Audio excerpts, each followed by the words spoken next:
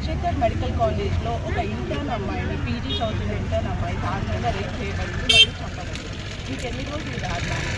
Basically main fight చేసేదంతా ఒకటి, we want a safe place to work. Because ఆడపిల్లలు ఎవరైనా పని చేయాలి అన్నా, ఇంత డాక్టర్గా చదువుకొని మనకి మంచిగా సమాజంలో బతకాలి అన్నా కూడా మాకు పనిచేస్తున్న చోటనే మనకు రక్షణ లేకుండా పోతుంది. Only we want is only the right place and safe place to work. Because we have studied so much hard.